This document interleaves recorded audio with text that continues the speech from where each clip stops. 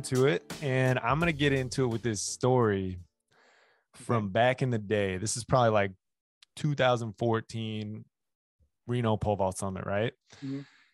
I was an elite vaulter at the Reno Pole Vault Summit, and I was given a group of kids to talk to. Okay. Mm-hmm. And I'm talking to the kids. This young man raises his hand and's like, "Hey, who's your favorite pole vaulter?" I was like, "Oh, Brad Walker, Jeff Hartwig, blah, blah, blah." And I was like, "I like some of the old dudes though. Joe Dial, Greg Duplantis." Like, and he was like, "That's my dad." And I was like, "No freaking way." I was like, "You're Mondo." So I was going to see if you remembered that. That sounds it sounds really familiar. I remember being kind of vocal and wanted to get my questions and points across in those meeting with the stars, whatever they called it. Yeah. Right. I remember really enjoying those though. Those were, that sounds very much like me. Dude, you can just say you don't remember, man. It's all right. I don't really remember, but I believe it, and that makes that makes total sense. You believe that I wasn't making it up? Correct. Okay, cool. So the story is somewhat validated, but we probably could go on record as saying that I have nothing to do with your ability to break the world record and win a gold medal. I think I remember you actually giving me really great advice during that group chat that I used today in my jumping. Dang, dude. I do what I can for the community and, all of these things. Yeah. So yeah, man. So it's really cool. Obviously you were just a young kid back then. You were killing it back then for sure, but it's just really wild. I remember just being like, this dude has like a supreme confidence in what he's doing. Like even the way you were talking and the way you were like walking and presenting yourself, I was just like, this dude has got some confidence, man. And then like the next day, I mean, you jumped astronomically high for maybe you were like a sophomore or whatever in high school. And it's just so crazy to see where you've come, since then. So how's it been, man? Like, how has the ride been? It's been insane. It has been. It's hard to, I don't know where to start really, because I feel like so much has happened over the past, especially the past 2 years specifically. It's been quite a lot of stuff going on, and I feel like it's a lot of stuff that doesn't really, not always center around pole vaulting too, in particular. So, when I get to do things like this, I really enjoy it because, it takes me back to those, Reno Pole Vault Summit days, which is, those kind of events and those meets where I think were really instrumental for my development to get to the point to where I am today. Because they, I learned so much from other vaulters and learned so much about myself at those kind of meets, because, when I was a kid, I didn't have that many meets to compete in, when I was whenever I started, like 6 years old. Right. Like 6 years old to basically high school, there was really not that many meets in the United States for me to go around other than the National Pole Vault Summit. But I don't know. It's been good. I feel like I shouldn't complain too much. I'm jumping. I feel really good jumping right now. A lot of other stuff in my life is better and bigger than I could have ever imagined it. So, really, I like where I'm at right now. I just, I try to just go out there and jump high, and I feel like everything else kind of works itself out, which it's been doing, and even more than I could have imagined. But, for me, I still just try to focus on getting back to what really matters. And that's just me in that bar. Yeah. And so like, I think the biggest thing with you is just like, you're popping off, and it's just like, dude, you're so young. Like, how old are you now? Like 21? 21. I turned 22 next month. Yeah. I mean, that's freaking young, dude. Like you got, I guess. Yeah. I mean, I don't know. I feel like I don't know, like young. I feel like I'm getting older though. You have to. I think in your situation, you just like like whenever I talk to you, I'm thinking I'm talking to somebody who's, aged and experienced, but you are aged and experienced in the event. Yeah. Yeah, no, that is true. That is true. But I feel like it also is one of those, like, I don't want to compare myself to Justin Bieber, but like, it's one of those things where like a lot of the people, especially like in the pole vault community specifically, to where like I was jumping high at a fairly young age, like 17 or so. When I was 17 in my junior high school, I was jumping at all the Diamond League meets that I wanted to jump at, basically. Mm-hmm. And so it's kind of one of those things where it's like, dang, he's like 22 already. It was like those like 5 years, they go so fast though. So right. Like, I am still young in theory, and like I still feel like I have a lot of years left, of course, but like the time does go really quick. Yeah, absolutely. And that's just really crazy that you've been doing it since you were in high school, and you've been jumping so incredibly high since you were in high school. It's pretty wild. So what other things you're talking about how other things in your life are going really well. So obviously the vaulting is going well. I don't know if do you ever reach a point where you're satisfied in the pole vault? Is that possible? I don't know. No, I mean, I want to be the best to ever live. And I've had that goal ever since I was very, very, very young, because I always felt like it was very achievable, and I always felt like I had the potential to leave that kind of mark on the event. And when you look at somebody like Renault, and I think in this situation a little more specifically Bubka, and the things that he did in this event, especially at the time he did it, he has a lot more stuff that to his resume than I have at this point. I mean, I feel like I have a little bit of time, of course, to be able to match some of the things he's done. But he's won 6 world championships. I haven't won any at this point. He did win one Olympic, so I was able to match that. But I'm not going to be able to match how many world records he broke, because when he basically had them all from 590 to 615 or whatever. So do you know the number on that? It's like 30 something, 32. But also, I guess for him, they changed the rule to where they merged the world records, indoor and outdoor. No, tell me about it. Well, in like I don't know, 2010s ish, right before, maybe a few years before Renault broke the world record. Mm-hmm. They only for pole vault though. It's the only event that they do this in track and field. Is that there's only one world record in pole vault. It's just the overall. It's It's the overall world record. So like I officially, the only world record is my 618. The 615 that I jumped outdoors, that was almost for shits and giggles, just to say that I jumped higher than Bubka outdoors as well. It was like the unofficial. I mean, it's the world record if we're just talking and over beer, but not according to like the World Athletics. It's not ratified as a world record. There's only one record, and that's just the who's jumped the highest in either outdoor or indoor. You can do it in both, but whatever one's the highest of the two. That's very strange. I never knew that. That is very, very strange. Yes. So you're saying that his 35, it's like, okay, well, he had the opportunity to have this many indoor, this many outdoor. Yeah. Because he went 6 meters, and then 1, 2, 3, 4, 5, and all the way up to 14 indoors, and then or 15 indoors, and then the same thing all the way up to 15 indoors, 14 outdoors. Yeah. Right. But I don't have the opportunity to do that. But that doesn't really matter that much to me. I don't think that's. I just want to do something similar that push the barrier to something that's really hard to achieve again, like he did. Where it took 20 years. Yeah, and I'm trying to think of. Well, whenever you put like your jumps to his jumps over 20 feet, let's just use feet and inches, over 20 feet, it's like, okay, there's one guy that might be a little higher in the air over that bar than the other. So I mean, I don't know, I mean 35, that's insane, but I mean, dude, you put heat on bars though. Like, it's not like you're rattling these things that much, man. You are putting heat on them. And so, I mean, we could have something pretty special here in the next few years for sure. No, I think so. And I think that there's room to, I mean, not only improve, I mean, of course, I think there's things that I can improve upon, but I think there is room to just jump higher as it is right now. Yeah.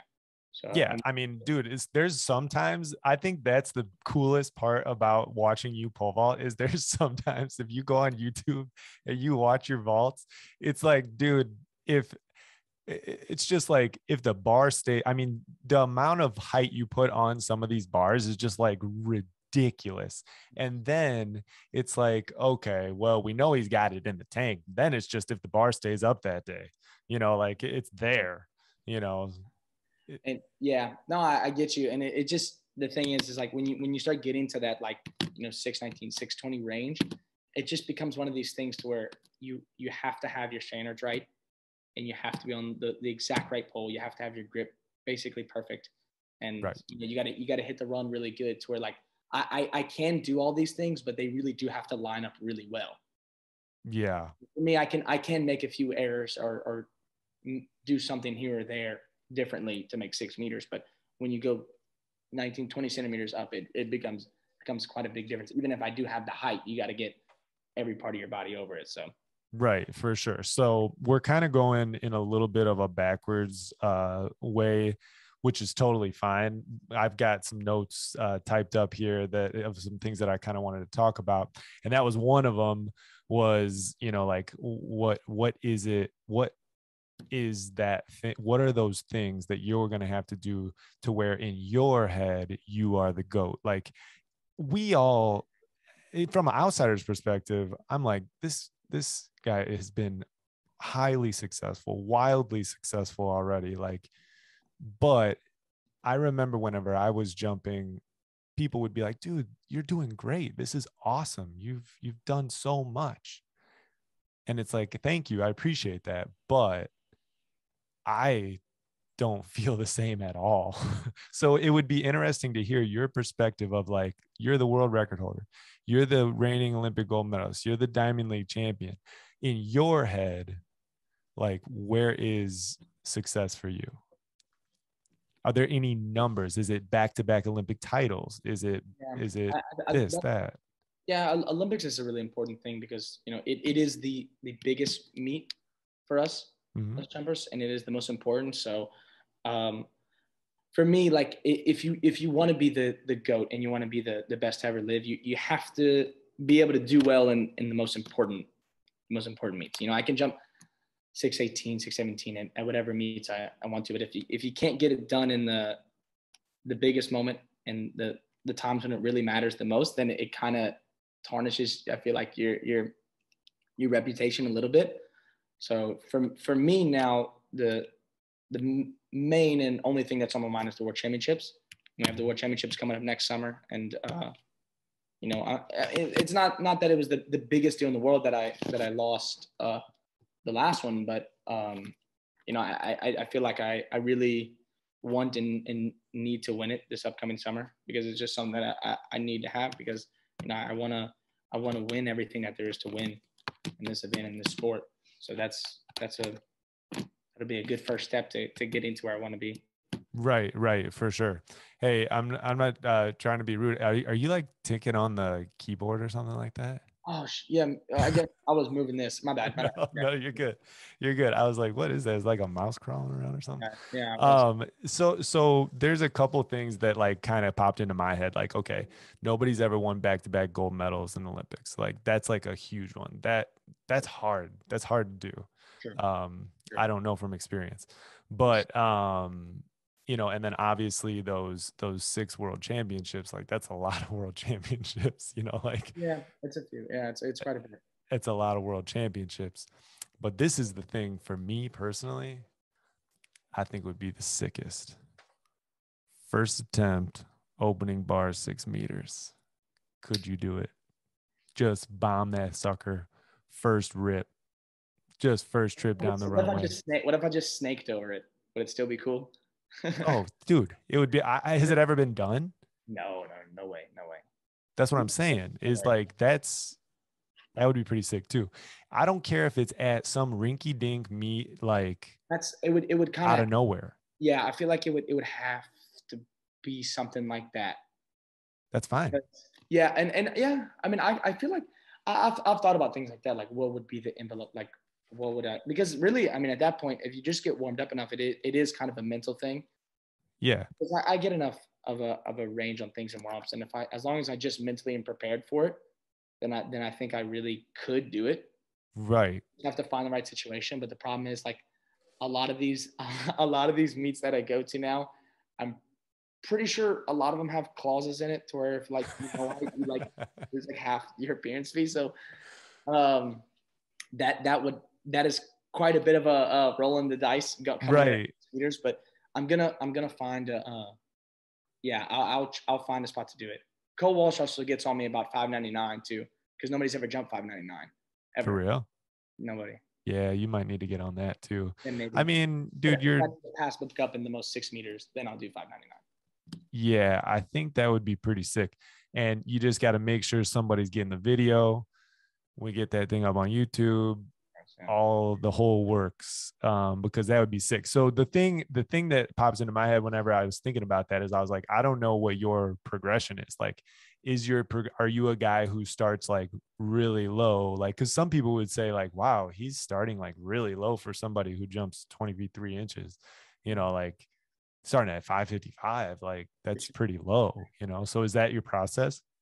Yeah, well, I mean, for me, I've had one of the things I've had a little bit trouble on the past year, especially a few years. I mean, I guess it's kind of been a thing for me is that I just I feel like I turn into a little bit of a different person when the meet is actually on. I mean, I have these warm-ups, and I'm not saying they're not just god awful warm-ups, but they're just not the same quality as that first run down the runway in the meet. So that I almost always have to go up at least one pole from my last jump in warm-ups, and then sometimes that's just not even enough. Wow. And like Olympics, I went up 2 poles for my last pole in warm-ups because I just know that when because I just know that when I get on the runway on that first attempt, I just go crazy, and I just like feel like, and I don't try to like run too hard or anything, but it just happens naturally that I just get so amped up that I hit it so much. I mean, harder, better, faster, everything really that What happens to your step though? Does your step get jammed under a lot? Ish, but not that much really, because I try to, I mean, I try to, I feel like I try to take it a little more controlled in the beginning. Not that it's more controlled, but I just try to push and be cautious of, trying to sprint too fast out of the back. So I just try to take it, and I run from 20 steps, so I have a little bit of time to build up the speed. But no, but it's not really like that per se. I don't even know if it's necessarily that I'm running so fast, which I probably am. I think it's just I'm more confident. I have better posture. I just hit the takeoff probably more smoothly and a lot better. And then the poles just roll a lot crazier in the meet. So what are we talking about poles here? So like opening bar, what's the go-to? So I usually past year or two, I've been starting around 550, 555, 560, 18 feet, low 18s, 18.2, 18.4-ish, whatever. And I usually start on my 520, 12.9. I mean, yeah, there was some meets in the beginning of the year. I'll start on 520, 13.2. And then like the Olympics and like some of those meets where like things are either I'm super amped up or it's a good place to jump, I'll start on the 12.7. But I don't even always bring the 12.7 in my bag, actually. It just kind of depends. Yeah. Those are some hogs, man. Yeah, I mean, so what do you start? Are you like a guy who like, there's some dudes who it's like, I have to grip this high and this is what I grip the whole meet. Are you a raising the grip type? I work it up. Yeah. I work it up from the first. Yeah. From 50 to 6 meters plus, hopefully on the day. I work it up probably a good 5-7 centimeters. Was that? A few inches, which is big increments when it gets to that point. So right. I definitely, because I mean, the thing is when you're starting like I do at a bar that I should make quite consistently at like 550 or 18 feet, I don't need that much grip. I don't need that much grip, and I don't need the biggest pull. So I'm going to give myself the best. I'm going to give myself enough room for error to where if I am really under, or if I am really out, then I still can move through this pole and I still can make the jump work no matter what happens. So is it almost like you kind of do it as it's almost like an extended warm up, almost like if you come in that low, you can just like kind of use it as an extended warm up. It is. It is to kind of see like, how am I feeling like during the meet? Because I know like during the meet, that's why I usually only take like 2 runs during warm ups. For real? Yeah. I do like when I go and like I do like a pop up ish. I have like a little like 6-step pole that I just do like a jump on. Mm-hmm. And then I go back to 20, and then I take a run on. I have 1 5-10 pole that I just use just to run and plant on that first run for 20 steps because you know, I mean, when we're at these meets in Europe, I mean, it is always, not always, but a lot of times, I mean, can be different surfaces, different boxes, different visual when you're running down the runway, which makes it different when you're running. So I have just like a little tiny pole that I can just plant just to see where everything's at, and then I go to a normal size 520, and then from there I make my judgment on where I start at anything. Then it's game time. So what's that 6-meter automatic pole? Just 6-meter automatic grip, automatic. You know if you're getting on this bad boy, you can pop it.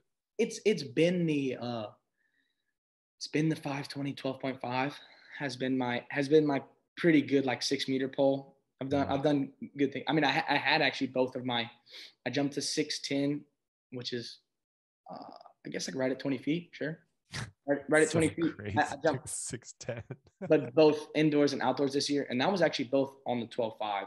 But I actually got on bigger poles this year, but only jumped, I just jumped like a little bit lower than that.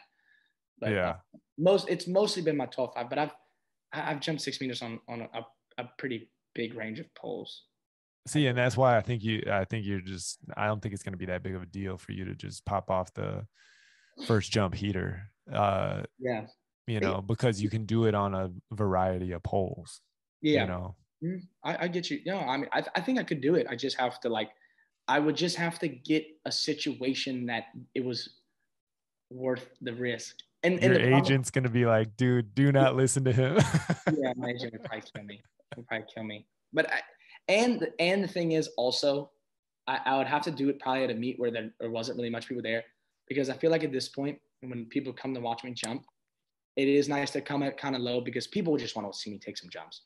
Whether I go and like bomb 550 or whatever it is, they want to see me take some jumps. So it is nice to sometimes start a little lower just to kind of just show people a little bit of might be a little like disrespect. People might think it's like a little disrespectful or something. A little bit. I just come in and make 6 meters and then I leave and go, hey, see you guys.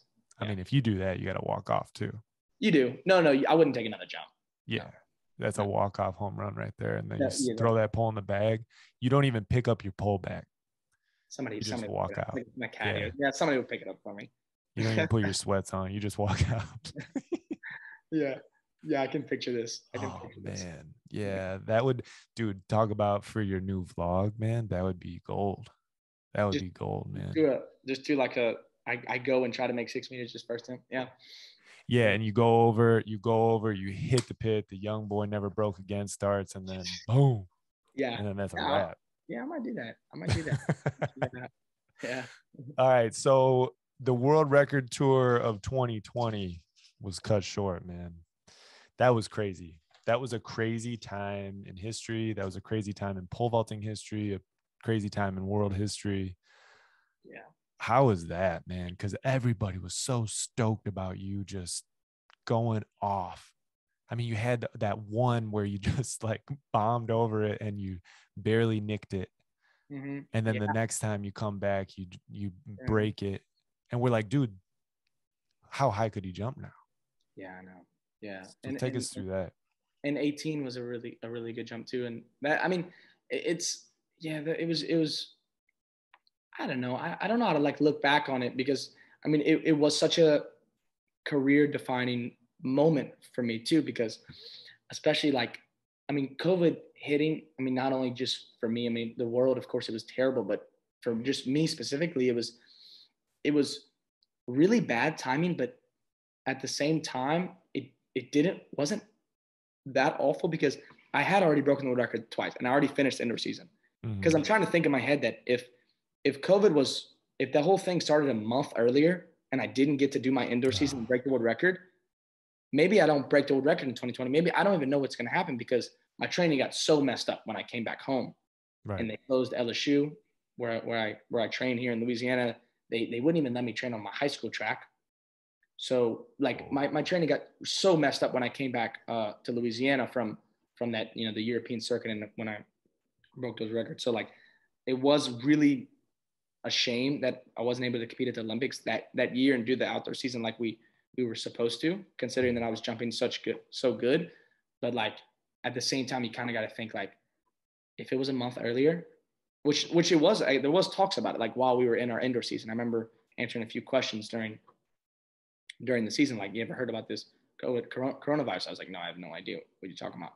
But so if I'm just really glad that at least I got to do the indoor season, because I know I was in really good shape and jumping well. So it was like I got to do it, and then they shut everything down. I was like, okay, at least I got to do it. That's actually a really good way of looking at it. Because to be honest with you, I never looked at it that way. Yeah. I mean, as a fan and like as a member of the pole vault community, it was just like I really wanted to see that play out. Yeah. But now that you're explaining it that way, that's a very humble way of saying it, and very grateful way of saying it, is that could have never even happened. So that's pretty sweet that happened. So how do you keep it? I actually talked with Brendan Robideau was on Robideau. How do you say his name? Robideau, that's what I thought. He was on here. For the people who don't know, he's the guy making the Born to Fly film documentary about Mondo. And we were talking about it, and I was just like, you guys had to have hit some sort of mental block. Like how did you hit a really low time during that time, like mentally, or no? Ish, I guess. I mean, like for me, I did have that kind of mentality that, right when I came back from the indoor season, I went straight back to Louisiana, and I live in Baton Rouge, which is like an hour east of Lafayette, where I grew up. But usually right when I get into town, I go straight back to Lafayette where my parents live, because I got a lot of childhood friends there. Mm-hmm. So I drove straight to Lafayette because we were having Mardi Gras.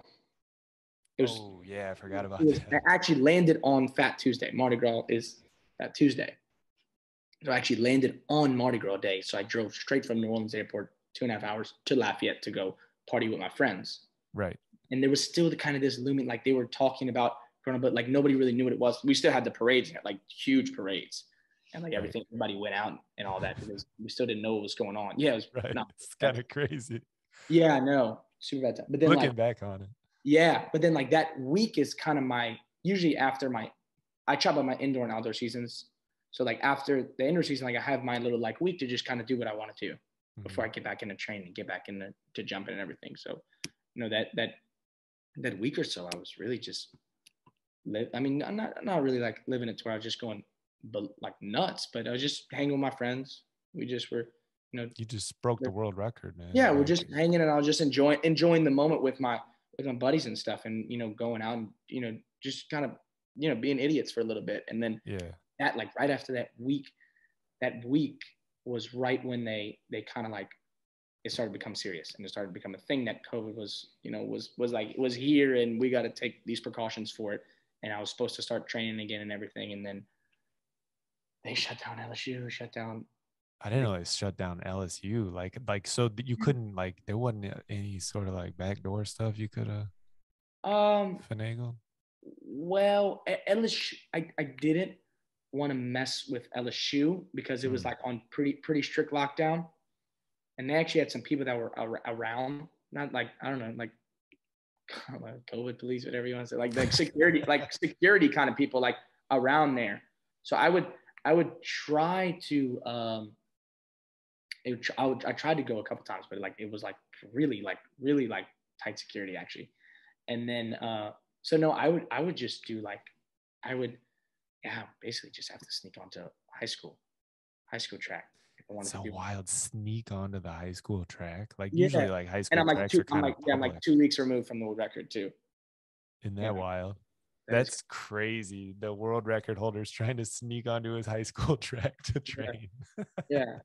And like, oh man, it is weird because like at the time I remember feeling like kind of guilty about it almost, because I remember it was starting to become like everybody was really scared about, corona and everything. But then I was thinking, I was like, I mean, I don't know that much about what this virus is particularly, but like I am by myself because nobody is allowed here, and I'm on this track. And like I did hop this bench here, but like there is nobody. I am doing these 150s like completely alone. So like I'm not like, I feel like I'm endangering that many people doing.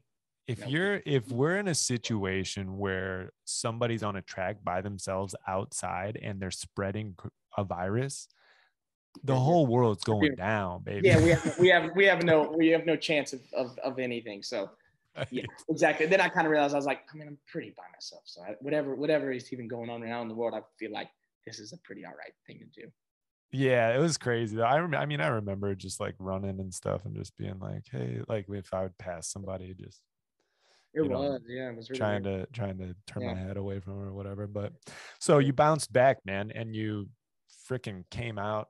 I was curious how that was all going to play out with you, having that super, super high, and then, having that coronavirus type deal. And then you bounce back and come out. It seemed like you had a shaky start in England. Sure. Had a really bad weather day. Okay. So you're thinking about this year. This is 2 different years. Yeah. So we can go back to 2020 because the rest of that year was that like, because I talked with Chris Nilsson about that, and he was, I guess you guys still had a pretty decent season, but wasn't it like weird? Like there wasn't like that many opportunities. No fans or anything. We still had like a good series of meets, but no fans or anything. Yeah. Right. But that was strange. The training facility, I had the training facility for this season. Got you. This past season, that was 2020. 2021, I had the training facility. So the outdoor season, me starting off the outdoor season a little bit iffy this year. That was just on me. That was not really. Didn't you guys have like terrible weather though? I did have terrible weather, but also I which I don't think it was the main cause. But I was jumping really, really good in Louisiana before I went to Europe to kind of start my season. Mm-hmm. And I right before I went, I didn't know if I was going to be able to get the vaccine in Europe, so I just got the vaccine here, and I didn't have enough time to get both of them, so I just got the Johnson & Johnson, like the one you can just take once. Right. And so me and Desiree took it, and we got really sick, actually, for like, 2 or 3 days. I was like legitimately sick, like really hard to sleep, super bad fever and stuff like that. And then like, but it just felt like it lingered on for about, not that I was so sick, but I just felt a little weak and sluggish, and I couldn't get back into, so like 2 weeks almost of like not good training. And then that was right before the season started. Right. Shoot. And then I did like which was good. I mean, the 590 was still good in the first meet, but I had to like really work for it. And then in England, it was bad weather, but I still kind of messed it up. Yeah. So you're just jumping 590 coming off of a sickness. So like off of a sickness, are you still jumping on these 520, 12 points? Yeah. I did. But I was gripping really low. Like I was gripping maybe too low, but I was gripping insanely low in those first 2 meets. Like I was gripping I was like almost a foot, not a foot, maybe like 8 inches down from those poles though, like really, really low. Right. Yeah, that's wild. Yeah. So we were talking about 2 different things. So like, yeah, you did have the rest of 2020 that was, you had some big bar, you had some good jumps during that time too. But then I guess I'm just talking about how you finished out that year, and then, coming into this year, you were able to put it all together and then have that culmination, man, at the Olympic Games, putting it together and doing that. So what's the pressure like going into something like that?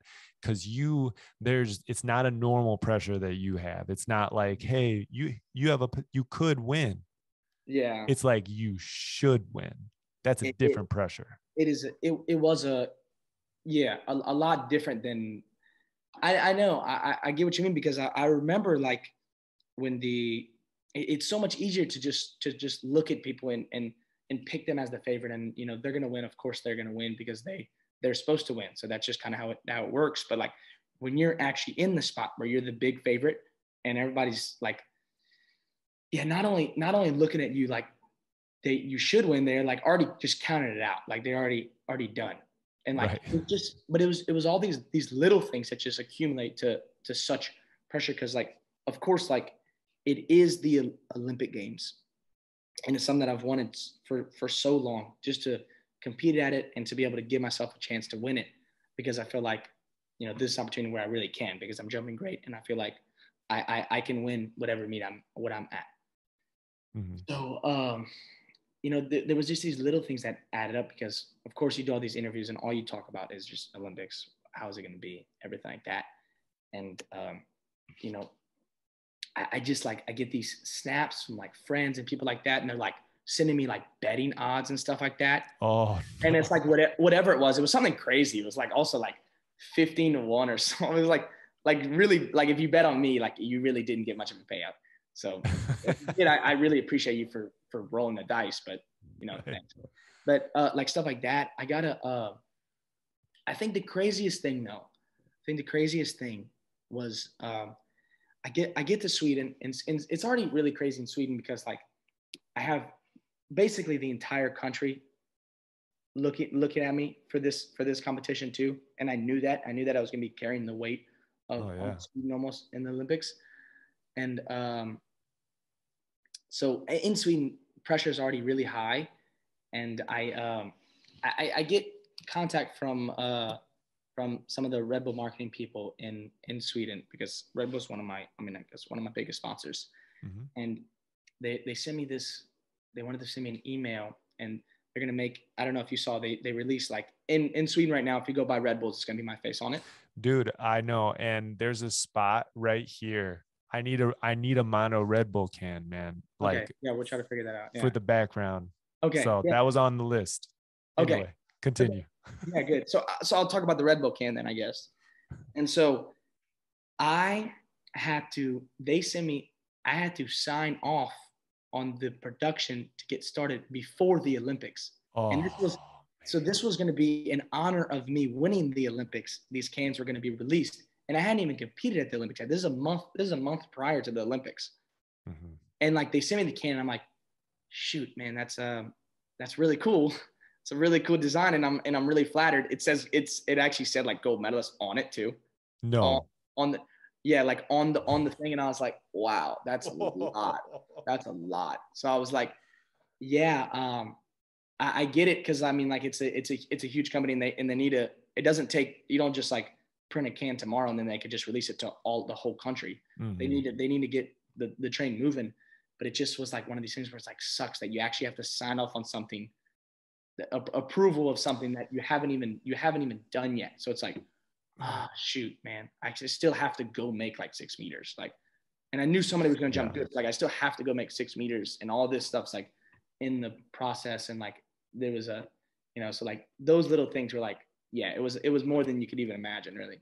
So you feel those things, because to be honest with you, man, I mean, just as an outsider looking in, yeah, I mean, you look as cool as a cucumber out there. Like, so you do feel those little pressures that us normal folks feel, and things like that.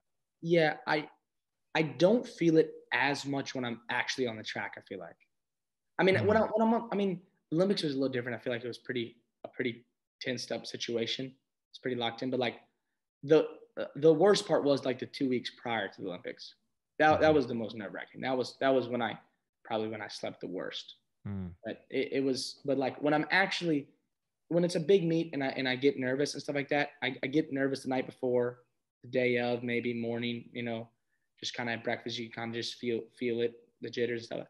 Like when I get on the track and I feel that, and I clear that first bar, then it's like, okay, it is a lot of pressure on me, and a lot of stuff in the works, and a lot of stuff going on around me. But like, it's still pole vault, and it's still what I've been doing for such a long time.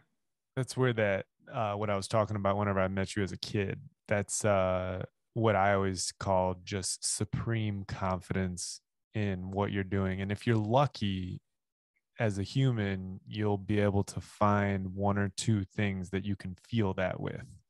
And that is an incredible thing to feel. And it's also an incredible thing to watch. It's so entertaining to watch somebody who has just a supreme confidence in what they do. And there are, and it's not every day. I'm not saying that you have this every single day, or I, feel that way about certain things every single day. We have our down times, but there will be moments in everyone's lives where it will be like, I'm not going to lose today. Yeah. It's just not going to happen. And that's just, I guess they call that, maybe flow state or in the zone or whatever, but it was super cool. I remember seeing you make that 55 bar in prelims, and I was like, oh, okay, here we go. We're getting it going. Something's going down. I tried to, I tried to have my best guns ready for the Olympics, because I knew that, like, there is a lot of people that have been following me and supporting me to this point, but I knew it's going to be another level of eyes on me at the Olympics. So it's like, for the people that have been watching me, I'm going to show y'all, what I've kind of been doing, and kind of reaffirm what you think of me. And then for the new people watching me, I'm going to show y'all something cool. Right. 100%. I remember getting on with Brennan to talk about the film on the podcast before the Olympics. And on that podcast, we just kept on saying over and over again, like, like knock on wood, like everything goes well. Like, knock on wood, And then I was just watching you jump, and I was just like, please make the freaking bar, please. Like I just really wanted that to happen for you. And and especially, and for him too, with his film, it definitely added another layer to it. So what means more to you, the world record or the gold medal? If you're to pick one. I think it's nice to have both. So you don't actually have to pick, but the gold medal meant more than I actually even thought it was going to mean, especially like the response afterwards, because when I had broken the world record, especially when I went back to Sweden right after the world record, it was like a huge, new wave of popularity that I wasn't used to at all. Like a huge, like a kind of this miniature blow up, you can say. But then when I came back from the Olympics, I knew it was a really big deal. But then at the same time, it was like, since we didn't have the fans there, and you couldn't really get that kind of experience, like the actual during it. And then, like, when you're on the track, you still, you know that you're competing for something very valuable and something that's really meaningful, but like, it is still just like kind of Chris beside me. And it was Tiago and Renault. It was like the exact same people that I've been competing against the past like years. Right. So it's hard to kind of picture that this is bigger than what it really is, because it kind of is just a pole vault competition against the guys that I've been jumping against this whole time. And then when I checked my phone, that was one thing that night. And then also, but then after, when I got back to Sweden, it was like, oh wow, this is a different level of stuff. So it was like, I don't like Olympic gold, nice. Yeah. So I mean, the Olympic, I like medals are nice. Gold medals are nice. I really like them, because I mean, of course, like you can't take them away. That is my goal. Like Olympic, and that's a really big thing in pole vault, being the Olympic gold medalist. So I'll always be the Olympic gold medalist in 2021, whatever the Tokyo one. And right. That'll always be my gold medal. And if somebody comes along and breaks a world record, so be it. But I'll always have that gold medal. So that's one thing that's special about medals. So it's the gold medal, I guess. But it's one of those things to where like they're interchangeable. But right now, since it's really fresh, I'll take the gold medal. Different feelings, different different parts of your emotional being. Like the gold medal is going to, like you said, you had to do it on a certain day, and no matter what the variables were, you had to put it together. You had a Red Bull can that was made for you already, because they knew that they wanted you to win the Olympic, so you dealt with a certain level of pressure. Now with the world record, it's like, oh, if I make it, I make it. If I don't, you can do it any day. You can it do is what it any is. Meet, any whatever it is. You can wait on the best conditions. You can wait on tailwind. It might be though. What about that first world record? That first world record probably was pretty close to on par with that gold medal. 100%. Yeah, that was nuts. That was nuts. Yeah. But I mean, I don't know. I mean, I just it was like one of these things to where I was so, like, once after the first competition, I knew like what I was doing in training. I mean, I didn't know because I never jumped that kind of high. I mean, my PR was 605, so it wasn't quite 617 at the time. But I knew from training that I was doing something a lot different and better than I had been before. So I was like, I'm ready for something really, really special. And me and my dad we talked about it. Like, I can take some shots at the record. I don't really know like exactly what I have to do to leave it up there, but I have some new sticks. I have some big poles, and I'm going to try to get on them. I'll try to give this thing a shot. And then on that first meet, when I actually gave it a really good shot, I was like, yeah, I can do it. And I mean, I can do it next meet. Why not? So then like, yeah. So are you playing this down? Like, because you put a lot of heat on that one that you didn't leave up there. Like, so what were you jumping during your training to, like, you had to have like you said, you had some idea, but like, are you jumping like 6-meter bars, or are you in training? A week before I left to go to Sweden, I jumped 6-meter bar for the first time in training. In practice. Yeah. Wow. Indoors, right before I left to go to Sweden for a little bit for my first meet. From 20 steps? It was from 20 steps, yeah. Wow. That's crazy. Yeah, that's a big training bar. That's a really big training bar. But but still, though, the difference between that and what you jumped on that day is still quite a bit of difference. So this is telling me that you are a hype man. Like, you just thrive, and it's like almost a superpower a little bit. Is that fair to say? Yeah. Just the crowd and everything. Yeah, it feels like when it is game time, I do, something switches on inside me that it turns different. Everything turns different. My jump is just different, and I got to be prepared for that. And I got to be prepared for whatever I think I know about what poles I should be on, what I should grip. I just got to throw that out the window, because this is like a new person that a new like body that I'm in. So I just have to trust that I'm stronger, I'm faster, I have more confidence. I just have to trust whatever's going to happen and just try to do something crazy. That's wild. Yeah, because usually, like, with the majority of pole vaulters, I would say once the bar goes up, it's like everything kind of falls apart. It's like, oh my gosh, like, this pole's way too big now, and this, that, and the other. Yeah, you're blessed, man. You've got something pretty special there, that not a lot of people have, obviously. That's pretty cool, man. Thanks. So we got to talk about this though. I am totally super pumped that you are representing Sweden, and you chose to do that. But I feel like there are a lot I mean, maybe not a lot, but there are haters out there, man. There are haters, and there are haters that don't understand the sport.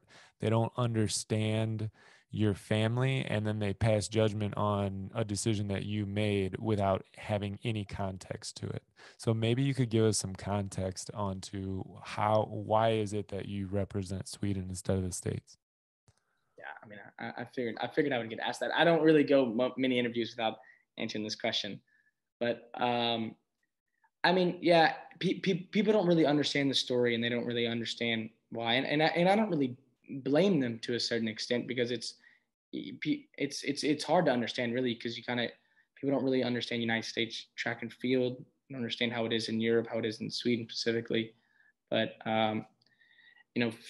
for me as a kid growing up, I grew up in Louisiana. I would, I started jumping in my parents' backyard right there, just in Lafayette, Louisiana. And it was really hard for me to find meets in the United States. It always was when I was a kid, and I always wanted to jump and I wanted to compete, but I only had 1 or 2 meets a year. They have this kind of special 4th of July meet down in New Iberia, down the street. They had the pole vault summit in January, and I never had like a series of meets when I was 6 to 14 years old until I started high school. And so in the summers, I would go to Sweden. I would compete for my mother's old club called Ikastol. It's a small little town in Sweden, Avesta.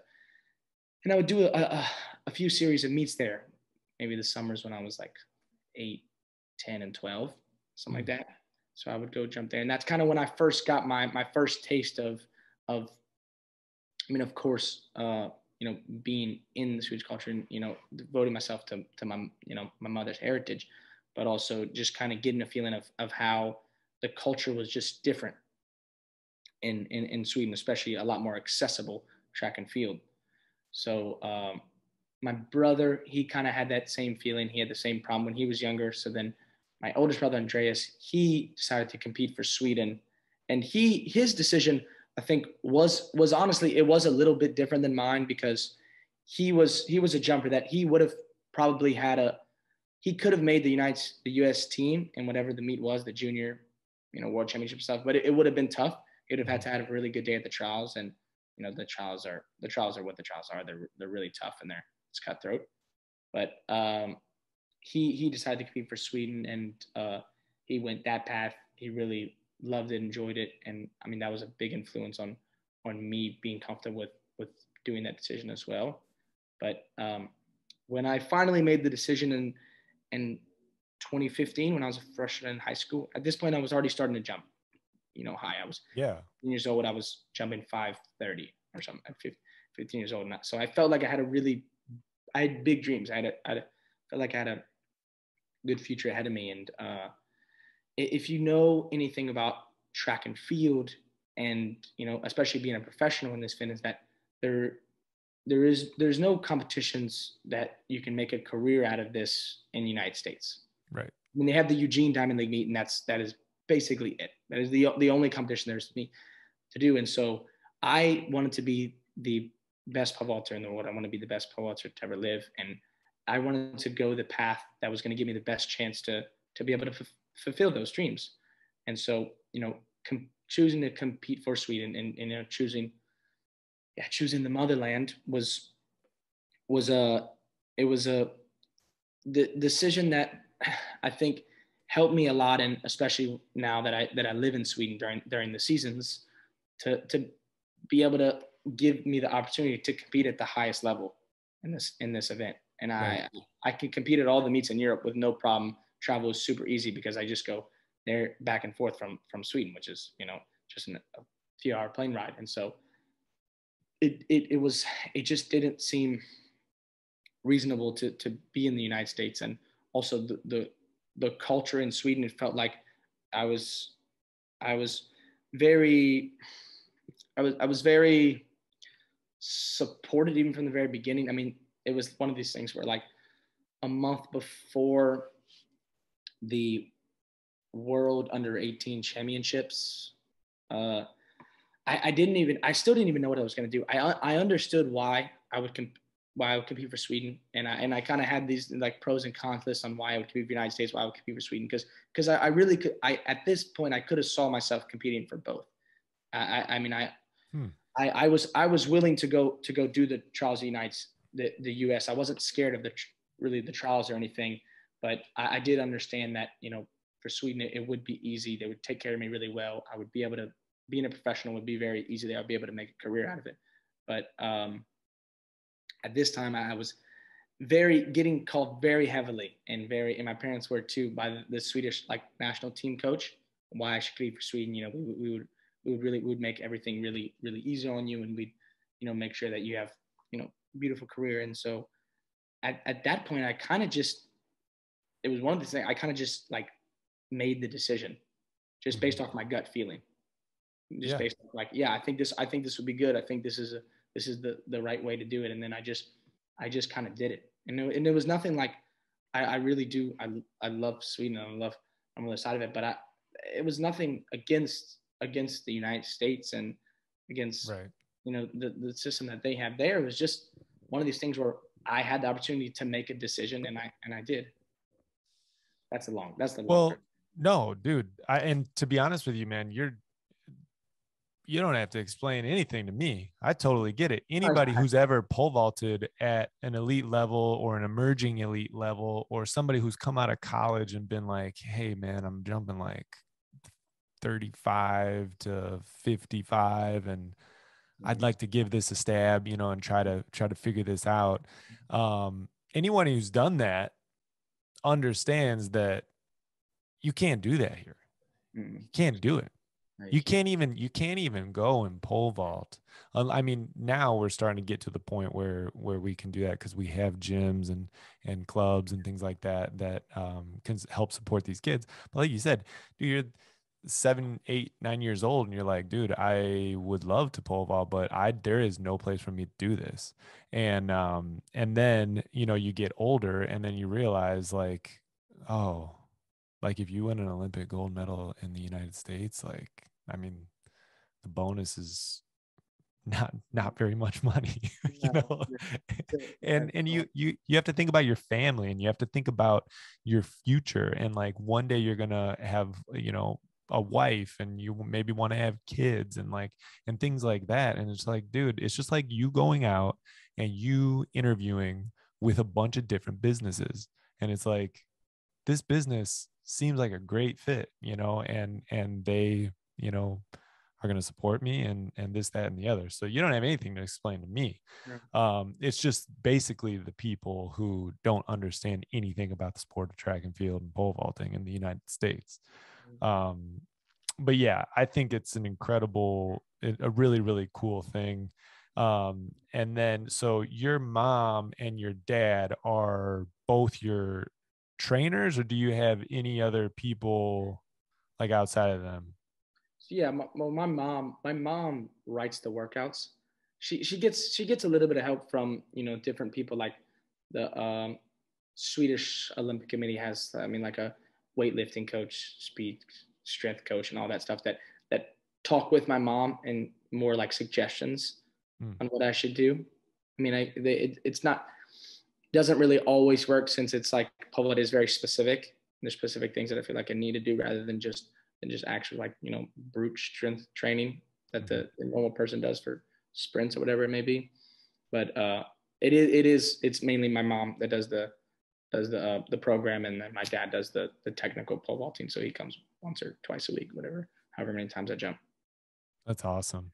And you grew up in a extremely athletic family too. Tell us about some of your other siblings, because you've got, I mean, like, not even your siblings, your whole family, your mom, your dad. You have 2 brothers and a sister. Is that right? Yeah, two older brothers, 1 younger sister. Yeah. For the people who don't know, tell us about the other people in your family and the genes that you come from. Yeah, I mean, so my father, Greg, he was a pole vaulter. He jumped 19 feet, 580, whatever you want to say. And so he's a very, very legitimate pole vaulter, especially considering that he was very much on the shorter side, like 5'6" or like 165, whatever you want to say with that too. So he was one of the very, very short guy out there to be jumping as high as he was. So he was super, super fast, super, super fast, super strong. And I mean, he had to be able to compensate for his lack of height. Right. And then he met my mother at LSU on the track team. She was a heptathlete, and she wasn't, and I think speed wasn't her crazy thing. She wasn't the strongest. I mean, of course, if you compare it to to normal people, she's very strong, very fast. But as far as track and field, elite world, that's why heptathlon is really good, because she's just really good at everything. She just really coordinated, really sporty, can pick up on things really quickly, which I think was really good for us growing up, and just being able to play a lot of sports, because she just really, really coordinated and really good at whatever she does. And so I got two older brothers, Andreas and Antoine.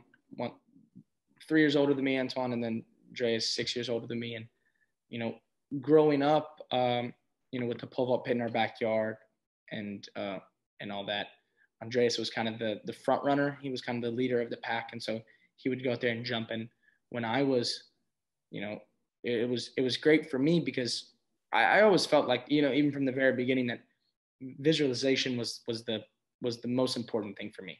I like to watch people do things, and I like to go try to do it myself. I wasn't big on somebody trying to tell me what to do if I couldn't get a picture of it, and just that never really worked in my mind. So I like to see what I wanted to do. And so my oldest brother Andreas, it was so great for me growing up and developing, especially as a pole vaulter, because he would go out there and jump, and he was bending the pole and doing all these things that I wanted to be doing when I was just 6 or 7 years old. So he was like the model and the mold for me of what I wanted to be growing up. And Tawani, the middle brother, he pole vaulted too, but he was more of a baseball player. He would actually more pole vault with me just for a good competition, because he was stronger than me, faster than me, taller than me, but I was better technically than him. So we jumped very, very similar heights actually. So we had good competitions out there, but he wasn't really much of a pole vaulter. He never liked it. So he played baseball. He got drafted by the Mets a few years ago. So he plays in the minor league system with the Mets. Dang. So you know, he's quite natural. Some athletic ability. Yeah, he's all right too. But yeah, so my brother was my oldest brother Andreas. He was kind of the model for me getting into jumping, trying to be like him jumping, and he was the guy I got to just look up to and try to emulate when I was just a little kid, because you know, you don't get that much of an opportunity. I think a lot of kids, like, I mean, when I was 7 years old, I remember there was a point when I was 6 years old jumping that I wasn't bending the pole, and my older brother Andreas has been in the pole, and I'm asking my dad, why am I not bending the pole? Why can he bend the pole? Because I've been jumping at that point for actually a few years. So I want to bend the pole. And that was the only thing. I don't remember that much about all the jumping. I remember that though. Remember, he's been in the pole, I'm not. That makes me mad. So we got these poles made by Steve Chappell in UCS. There's some really flimsy light poles, because I was just a tiny little kid, to where that I can start kind of bending the pole and trying to jump like the people that I was seeing and my brother and just on the internet. Right. And so yeah, that was huge for my development. And then my sister comes along, and she basically does the same thing and that I'm doing my shit, but just in sense of looking at us all do our thing. Yeah. Right. That's incredible. I mean, you come from really good stock. I actually have so that all the way back to the beginning of the podcast with that, the circle of advice that really spurred you to become who you are today, by me. I'm kidding. Yeah. No, I appreciate that. It's true though. So I used to watch a video. It was a handheld video. I'm pretty sure it was in Stockholm, and we got it from a guy that we know, and it was a competition, and I'm pretty sure it was do you know where your dad jumped 5'9" or 580? Jumped 580. We don't have video of his actual 580 jump, but he jumped 580 and I think Norway. Okay, I gotta watch it. I don't think you've seen videos of his 580 jump, because I haven't. I think, yeah, this is a private, like some dude had a video camera, like some random dude like that was jumping in the competition. So anyway, it's a VHS. I got to try to find it. And I'm pretty sure it was in Stockholm. He might've jumped 70 that day. Okay. Well, Stockholm, he won the Stockholm. It was at that time, it was called it wasn't Diamond League, but it was like the Diamond League meet at that time. He flipped. He like freaked out. Yes, it was 570 at Stockholm, and he does like this and jumps off the pit. Yeah, because well, the thing for him was, which was huge deal, because he was jumping against. I think he was jumping against like Italian. He was jumping against like all those great jumpers, and my mom was there. Her parents were there. My mom's friends were there. So like that was kind of him showing like. And it's in Sweden. Yeah, it was in Sweden, where his wife is Swedish. So like he kind of shows it by that. So like that was a huge win for him. Yeah, it's so funny though, because I remember I used to watch that all the time. I used to watch that video because he just ran in there so freaking hard and just hammered that thing and just made it, gets off and just jumps like 17 feet in the air off the pit. And it was just cool because I used to watch that as a kid, and then I would watch, and then now I watch you and how just that energy after you make a big bar, you just it can't be contained. It just can't stop. It's just in you, and it just has to be let out. And I just found that very, very interesting comparing those two things together. But so we are to the point where I have just some random things that I kind of want to ask you because I want to respect your time. I know you're a busy guy. And can I get some water real quick? Yeah, absolutely. Go ahead.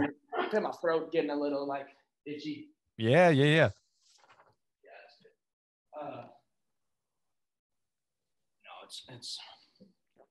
it's all right. I'm not doing anything too crazy right now, honestly. So. Gotcha. Yeah. So I'm curious. This is random. Whenever I went, so like every pole vaulter, whenever I was growing up, every pole vaulter's dream was to, everybody in my house. My dad was like, if you could ever pole vault high enough to go to Europe, that's the move. Like if you could just pole vault high enough to go and jump in any European meets. Yeah. So I pole vaulted high. I mean, whenever I came up, it was during a huge dip in American pole vaulting. Like, no offense to anybody who was a part of that, but do you remember that? I mean, dude, you could have probably whipped a bunch of people in the elite competition, and you were in like sophomore in high school. So anyway, I won the elite competition as a junior.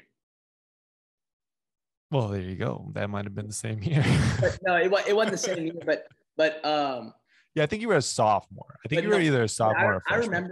I remember like 2000, maybe 12, but like 13, 14, 15, 16 at Reno. There was a dude, it was rough, man. But luckily, a guy like me who jumped 55, hey, you get into some cool stuff. Like I was like, this is a perfect timing for me, man. Yeah.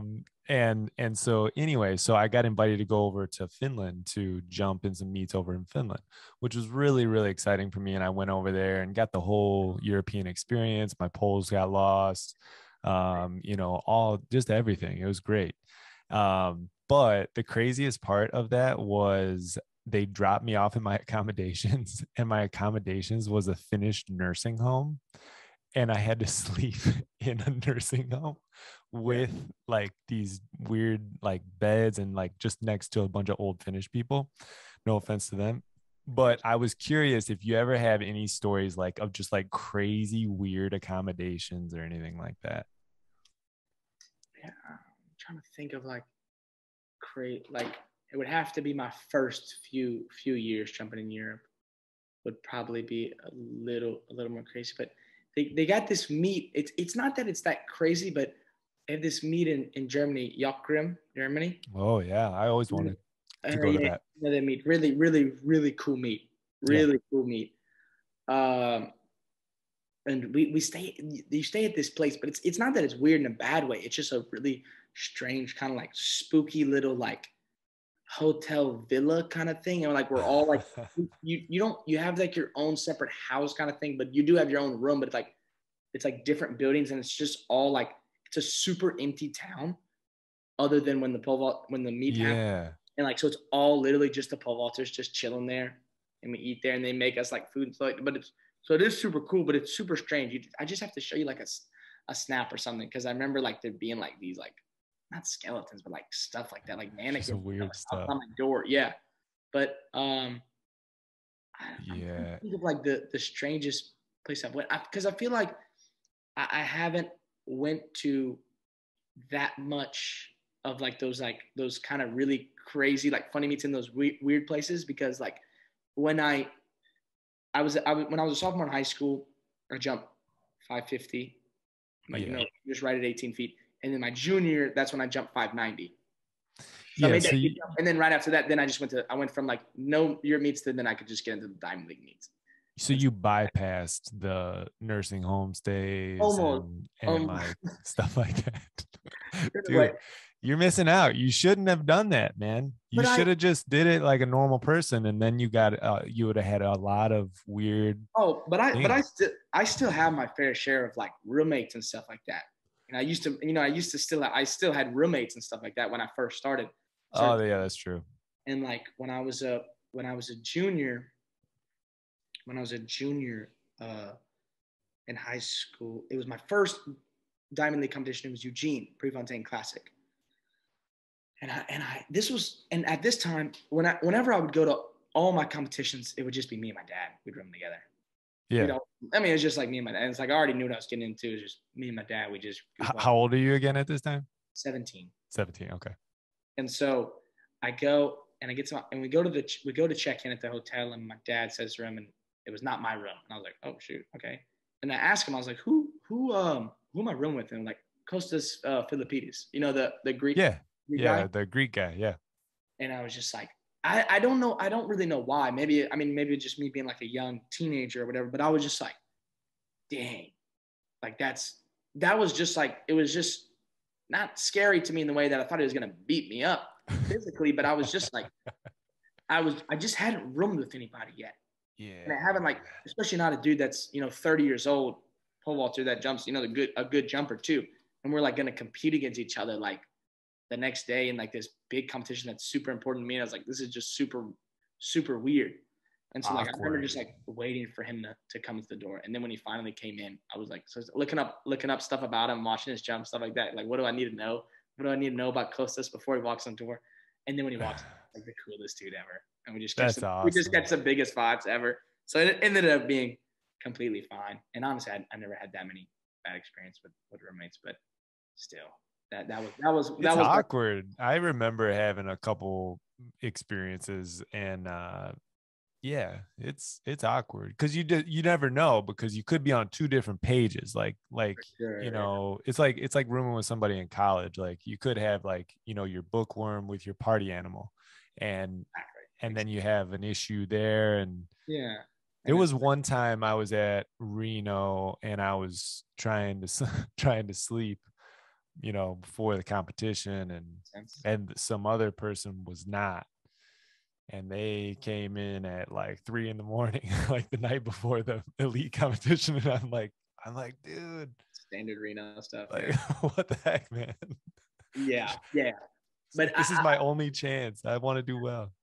I feel like I've been pretty good on, like, I haven't had like bad roommates. The only thing, like, actually in York Crim, one of the years 2018, I think it was. Yeah, I think I was like around 18. I got food poisoning, and I was stoned the whole night. So poor Charlie Myers, he was there. So that was, I guess I was the bad roommate in this instance. But that stinks, man. Yeah. No pun intended on that. Yeah. But yeah, that is not. Yeah. That sucks, man. All right, so you got to pick three meets that you outside of the World Championships and the Olympics, 3 meets that you have to go to for the rest of your career. You can't go to any more. First is Stockholm. Homeland. Yeah, do it. Yeah. I have to do that. And if you ever have the opportunity to come to a Diamond meet, you should come to Stockholm. I will. I was thinking about that today. I was like, dude, I got to get over there and see one of those. It's but I think that one's super cool. I mean, like, selfishly, I'm just talking about myself here, but that one's really cool because they show me a lot of love at Stockholm. I'm sure they do. So it's a really cool one. Stockholm. Number 2 would be probably Berlin. It was the first place I jumped 6 meters, and I only jumped there. I jumped there 2 years later, but it was like during the day, and we got a super bad wind that day, which was super bummer because it's one of my favorite places to jump. I love the track. I love the box. I just love the way it's set up, and I feel really good jumping there. So I want to jump there at night one more time because I think I could do something. I think I could jump really high there. So it's why at night? Less wind. Okay. Hey, Yeah. I never even thought about that. Yeah, usually those night meets we get. Yeah, like I feel like when we have those meets during the day, the wind is just the wind kicks a little harder, and so Dang, when I feel like I should have known that. Heck, that's makes a lot of sense. yeah, and so I want to Berlin is because it's a great place, and it's like it's kind of spooky because it's like it's actually still it's new indoors, but like outside it is like the actual Hitler Olympic Stadium. Right, So right. That's wild. it's kind of spooky but cool and like in like a messed up rich history. It's like a lot of history in these buildings. Like wow, that's really nuts. But it's a Yeah. really nice place to jump too, so it's kind of cool. Right, And right. then What about Paris? That one always looked cool to me. Paris is really nice. Paris is really nice. Yeah, I like Paris because it's one of those few ones that were set up right alongside the stands, rather than just Yeah. being across the end zone. And when you're right across this, when you're alongside the stands, it's just a lot. They're a lot closer to you. Yeah. Yeah, and Right. I need to get back to Reno too. I need That's to what I'm talking about. when I jump. You know, like now that I jump, I jump higher. So like, They're gonna have to extend that runway, man. yeah, true. They gotta And get a couple extra boards on that bad boy. maybe widen it a little bit too. Because it's like super thin too. I've never had a problem jumping on it actually. It's like I remember sometimes like if you catch on like a funny runway, it's insanely thin sometimes. You get walking the tightrope down that runway. It almost feels like it. Almost feels like it. But yeah, I've had such good memories at Reno. What about this year? I don't know if it works. I don't know if it works on the schedule. I think I got to get to Sweden before the meet. Yeah. Because I'm actually and that's January 22nd, I think this year. I think it's 16th and 17th. 16th, 17th. Yeah. But I gotta get to Sweden and move into an apartment, like that kind of those. Oh, snap. What's going on with that? You got your own place now over there? Yeah, bought a place in Stockholm, like in the city. Yeah.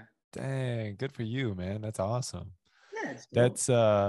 Yeah, that's pretty tight. That is a good feeling, having your own spot and stuff like that. I remember when we got our own place. That's a good place to be for sure. So I got some favorites for you.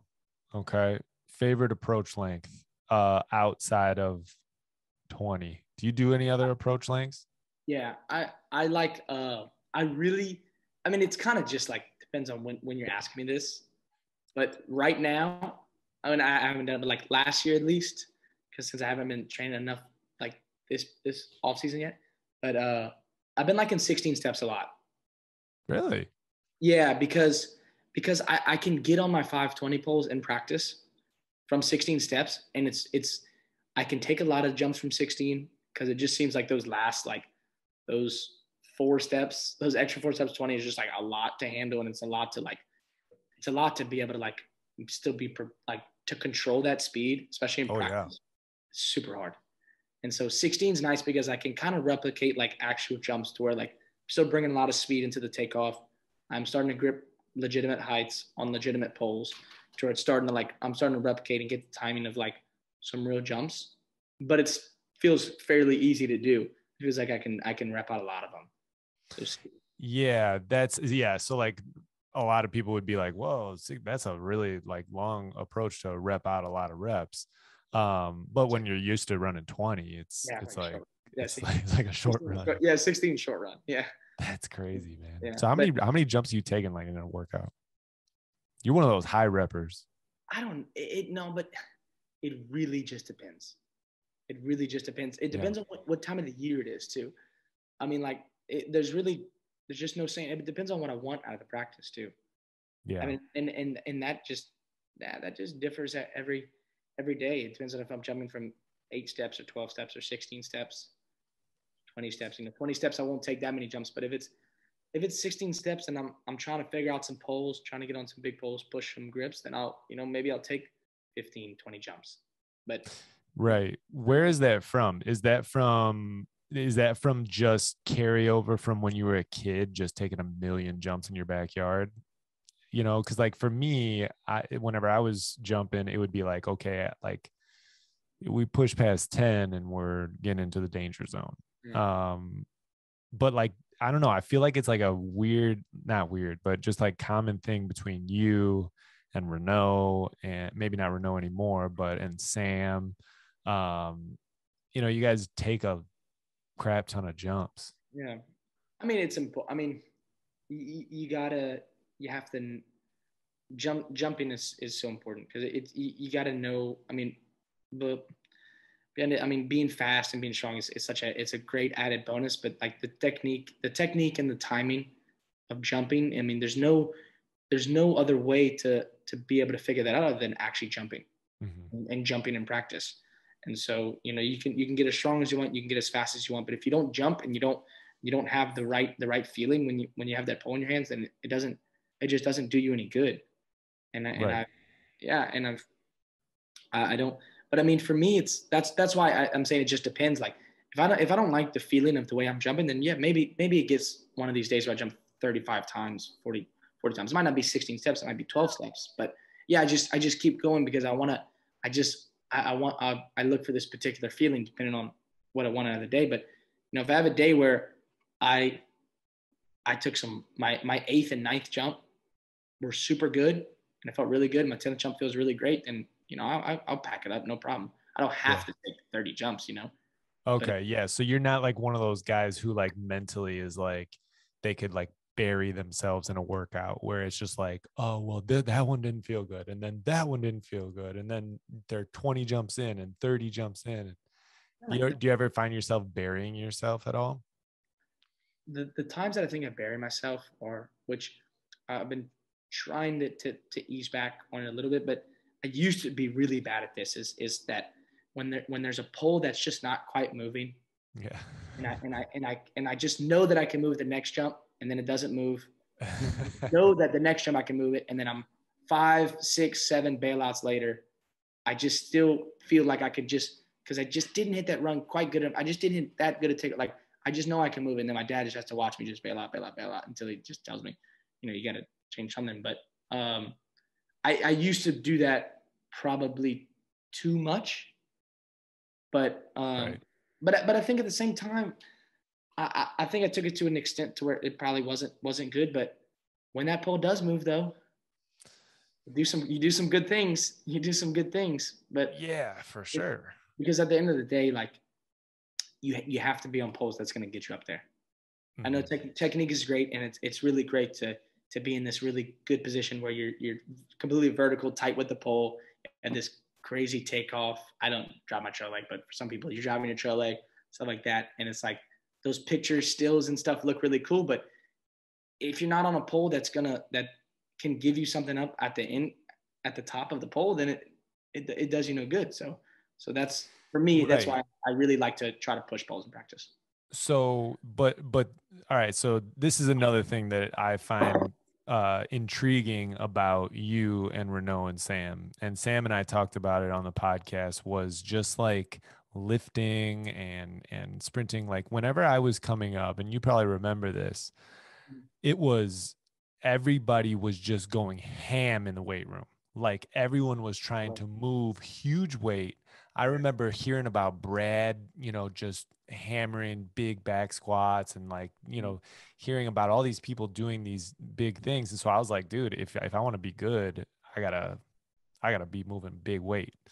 So you're talking about moving bigger poles. I equate that with being, you know, strong and fast. So how is it that you are able to, from what I hear, you don't lift like super heavy? And I mean, it's different now. I used to not lift at all. Now I lift more. Okay. I mean, yeah, I think my training changes, of course. I mean, I want to develop, and but I think I try to get more. I try to get faster to be. I mean, I try to lift more to get faster and to get more explosive.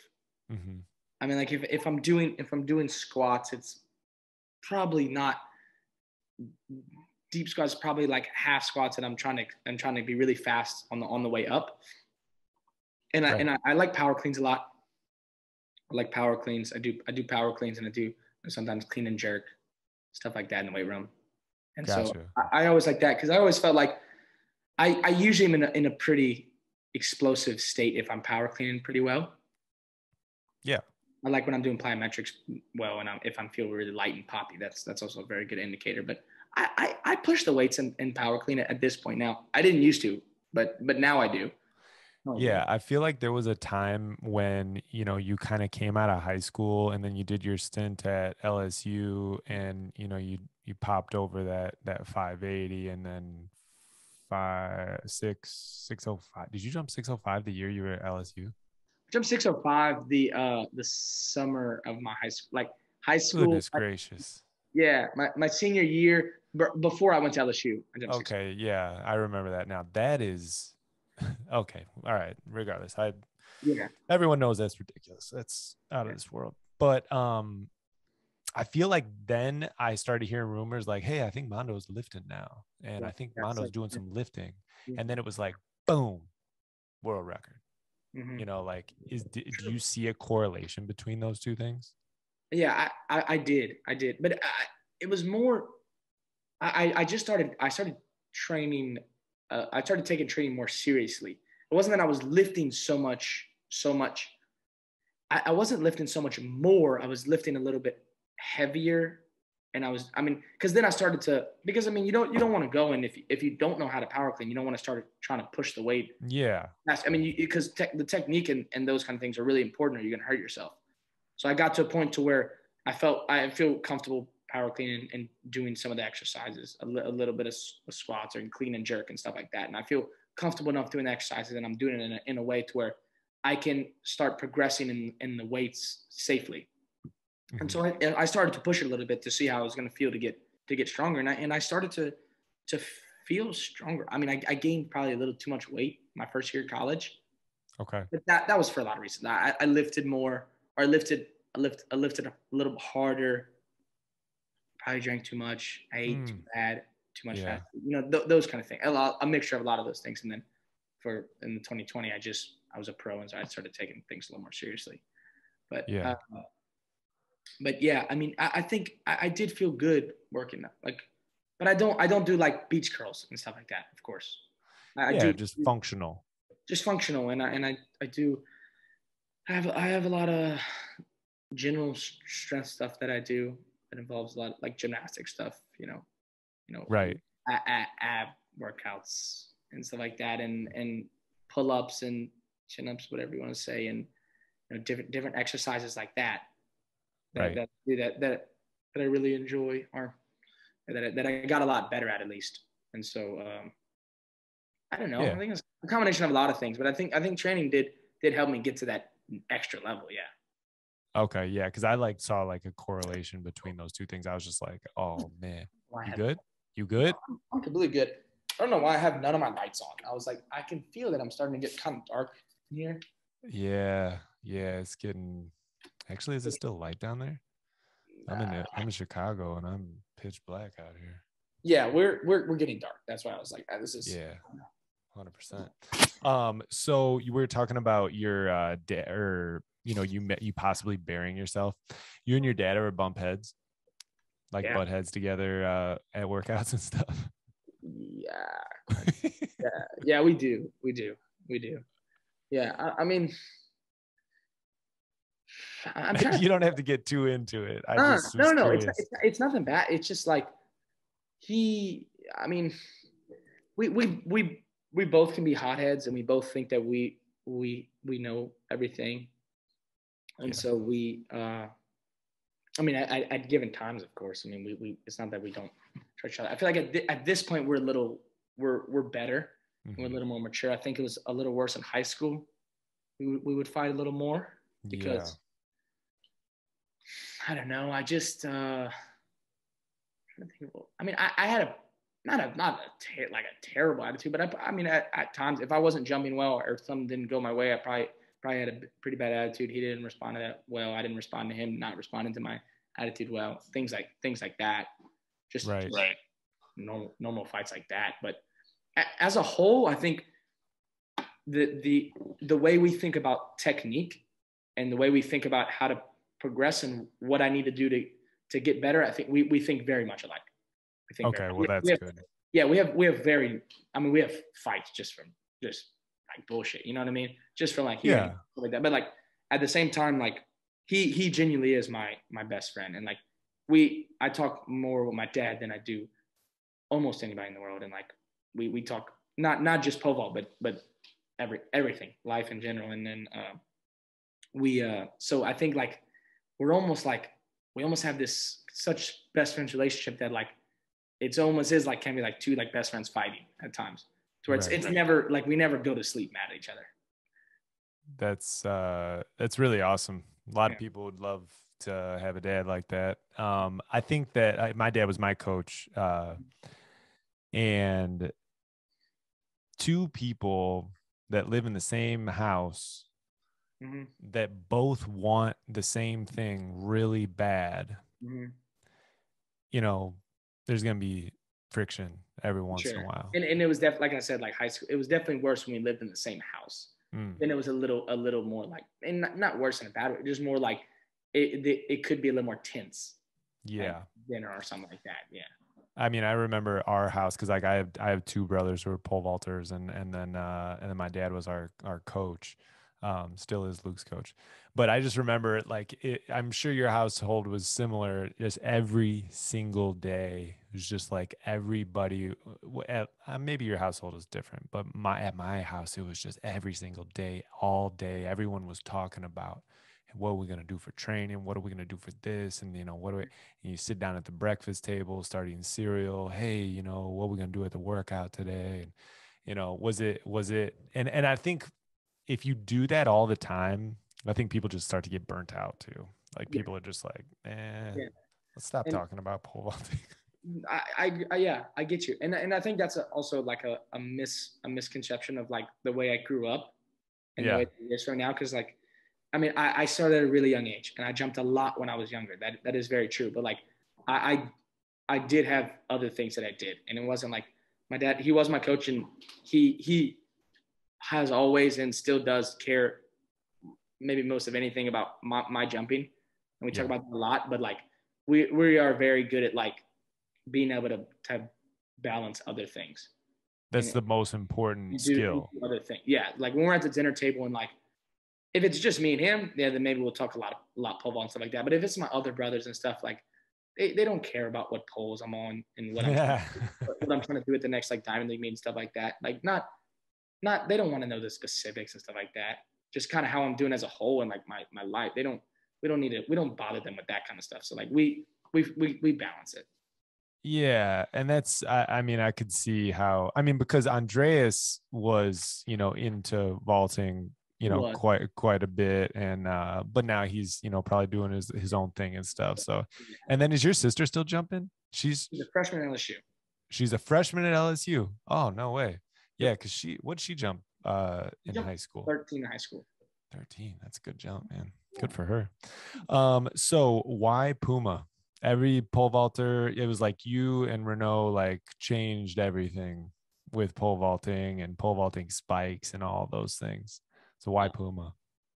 I mean, I thought, I mean, other than, I mean, there gets to a certain point to where like you look and you're gonna make the move that's the most beneficial for your career, and you want to go with the brand that's gonna support you the most, and that's gonna, and that's gonna be able to give you the best opportunity to make a career out of the event, you could say, if you kind of get the way I'm trying to say it. And but also, I mean, I liked Puma.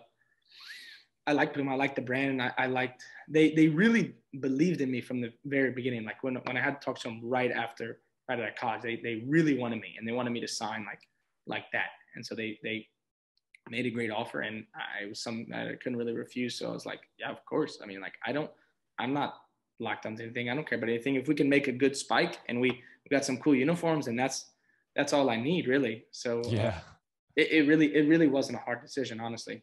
Is it possible for people to get your spike? I think so. I was just curious about that. I'm not sure really. I think, well, I like they, because I like kind of signed with Puma first. Yeah. Before everybody, like a lot of the other people signed with Puma. Right. And so like when we were in the process of making it, the spike for me, now we all use the same pole vault spike, the one that like me and Puma designed. Right. Who is it? It's you, Renault's brother, Piotr Lisek, KC. Ben Broders. Okay, so there's a good squad, a good little Puma squad out there. Yeah, it's a nice little squad. Yeah. Yeah. But it was interesting. That was interesting whenever that came out. It was like, what? Yeah. Like, why did Mondo sign with Puma and not Nike? You know? Yeah. I mean, it's interesting. Yeah, I mean, it was just a better. Yeah. Absolutely. Better one. Yeah. I hear that you can impersonate other people's technique. Is that true? I used to. I mean, that used to be kind of my thing. I mean, yeah, that was like when I was younger, I used to do that a lot. I used to mess around with it. I feel like I haven't done it in kind of a while. Who was your favorite person to impersonate?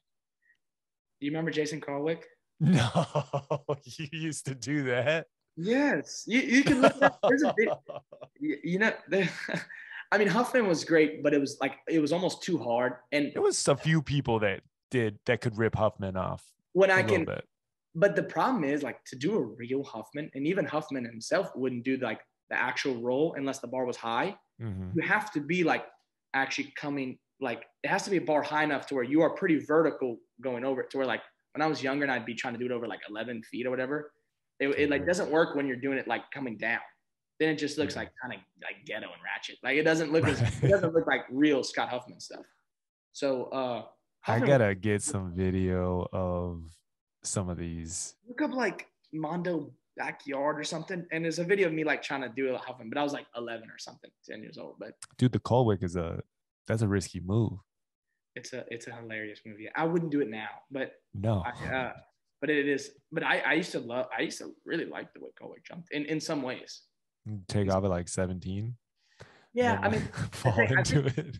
I think the takeoff was like really exaggerated, and I think it looked kind of scary and felt like he was right. You know, like felt like his guy, but like he really put a lot of pressure on in the poles, and he really I really liked the way that he would like we say like realign, like like how much pressure he'd put in like kind of that rowing action that he'd do where he kept a lot of pressure on the poles, and when he would get them, and I felt like he was moving some good poles too. So he was an incredible pole vaulter. I mean, it was with that sort of technique though, it's either you're gonna jump like close to 6 meters, like 19 or 6 meters, or you're gonna not do so high, you know.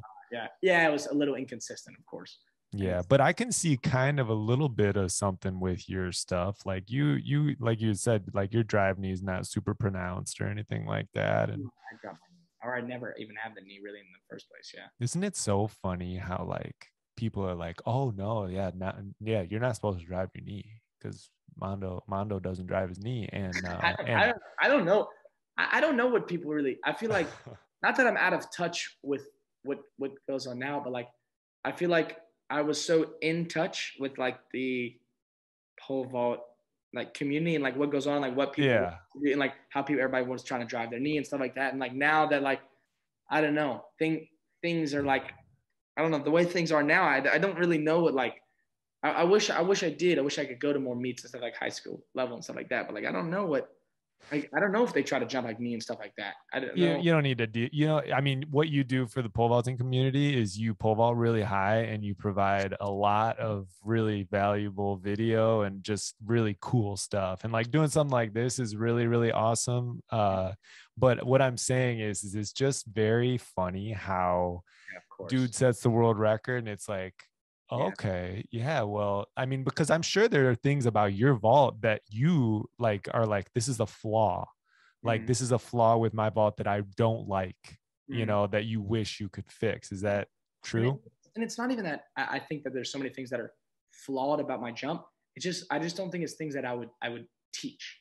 And I'm not going to teach. Right. Yeah. I guess flaw is the bad word. Flaw is a bad word for it. Yeah.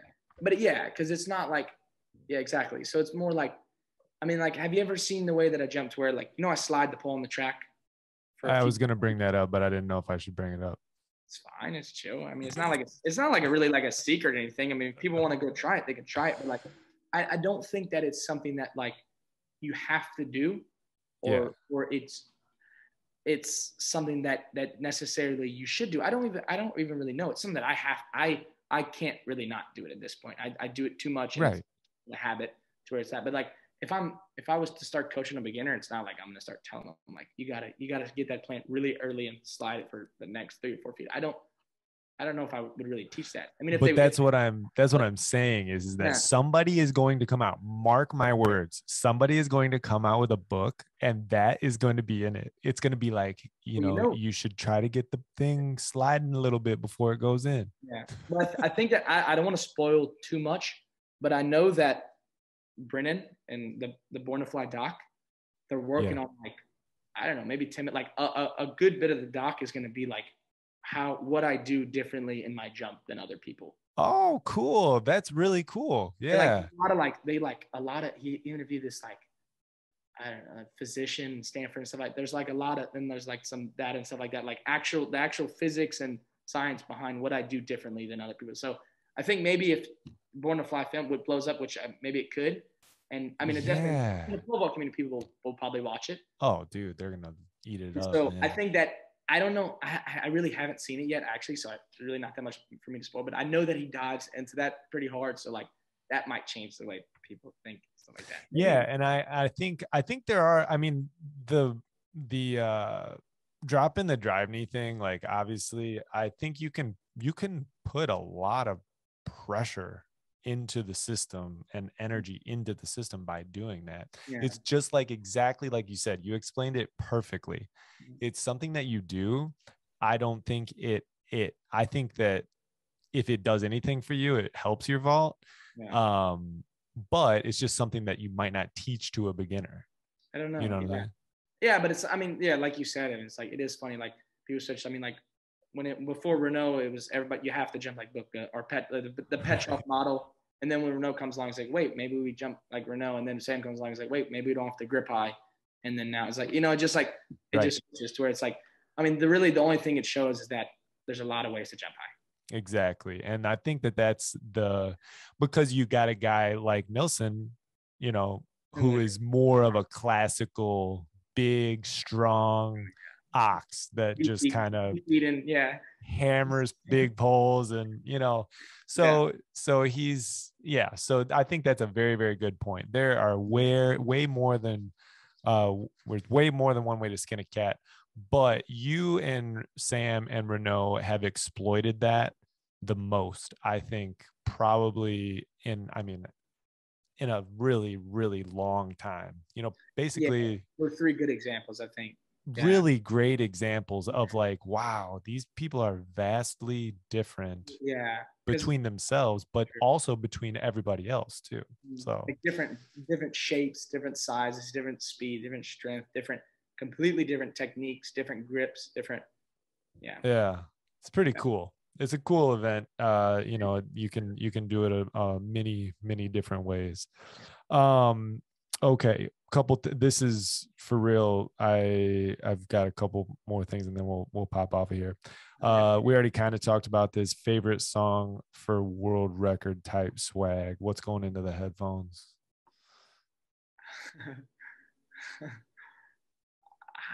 It changes quite a bit. But I do listen to a lot of rap, and so when I'm listening to rap, I feel like, now I listen to a lot of Swedish rap, but I don't listen to that, I feel like, as much before I jump, because I feel like it's not hard enough and they don't talk about enough like gangster stuff. That's the kind of stuff that I want before I jump. I don't know. That's just the kind of mentality that I'm trying to get in.